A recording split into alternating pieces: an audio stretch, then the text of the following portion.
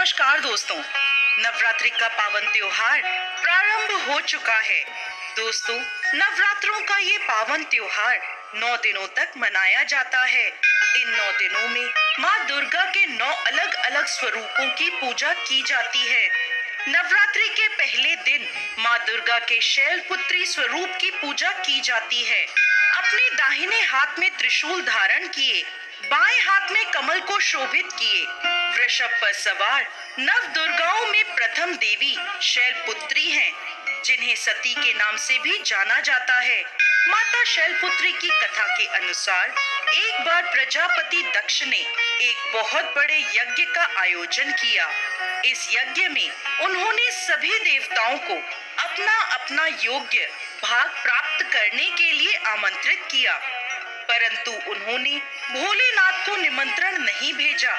जब माता सती को यह ज्ञात हुआ कि उनके पिता एक अत्यंत विशाल यज्ञ का अनुष्ठान कर रहे हैं, तब उनका मन वहां जाने के लिए बेचैन हुआ।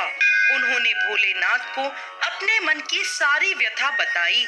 भोलेनाथ बोले, देवी, प्रजापति दक्ष शायद हमसे किसी बात पर रुष्ट हैं, इसलिए उन्होंने सभी देवताओं को अपना अपना यज्ञ भार समर्पित किया है, परंतु उन्होंने हमें नहीं बुलाया, ना ही हमें कोई सूचना भेजी, इसलिए आपका वहां जाना उचित नहीं होगा। भोलेनाथ की यह बात सुनकर माता सती का मन शांत नहीं हुआ। पिता के द्वारा किए गए यज्ञ में सम्मिलित होने और अपनी माता और बहनों से मिलने की उनकी इच्छा और प्रबल होती जा रही थी। माता के आग्रह करने पर भोलेनाथ ने माता सती को वहां जाने की आज्ञा दे दी। पिता के घर जाकर माता सती ने देखा कि कोई भी उनसे प्रेम और आदर पूर्वक बात नहीं कर रहा। केवल उनकी माता ने उन्हें स्नेह से गले लगाया। बहनों की बातों में व्यंग और उपहास था। अपने परिजनों के इस व्यवहार से माता सती के मन को बहुत दुख पहुंचा। ये सब देखकर उनका हृदय शोक, ग्लानि और क्रोध से संतप्त हो उठा। वह सोचने लगी, भोलेनाथ की बात ना मानकर यहाँ आकर मैंने बहुत बड़ी गलती करी है। वह अपने पति के इस अपमान को सहन ना कर सकी और उन्होंने अपने उस स्वरूप को वहीं योगाग्नि से जलाकर भस्म कर दिया।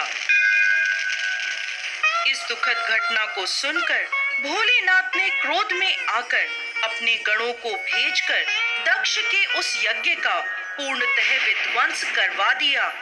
सती ने योगाग्नि द्वारा अपने शरीर को भस्म कर अगले जन्म में शैलराज हिमालय की पुत्री के रूप में जन्म लिया। माता शैलपुत्री का जन्म शिला यानी पर्वत से हुआ है, इसलिए इनकी पूजा अर्चना करने से जीवन में स्थिरता आती है। इनकी पूजा अर्चना से वैवाहिक जीवन सुखद हो जाता है और घर में सुख समृद्धि आती है। माता की पूजा अर्चना से मूलाधार चक्र जागृत हो जाते हैं, जिसके फलस्वरूप जीवन में स्फूर्ति और उत्साह का विकास होता है। साथ ही साथ माता शैलपुत्री की पूजा अर्चना से चंद्रमा से जुड़े सभी प्रकार के दोष दूर होते हैं और भक्त को सौभाग्य की प्राप्ति होती है। दोस्तों, नवरात्रि के प्रथम दिन माता शैलपुत्री की पूजा सफेद रंग के विशेष पुष्पों से करें।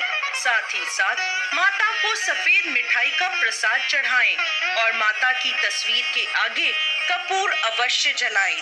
पूजा के बाद माँ शैलपुत्री को गाय का घी अर्पित करें, जिससे माता आरोग्य काया का आशीर्वाद देती हैं और व्यक्ति का मन एवं शरीर दोनों निरोगी रहते हैं। तो दोस्तों, यह थी नवरात्रि के प्रथम दिन पूजी जाने वाली माँ शैलपुत्री की पावन कथा। जय माँ शैलपुत्री।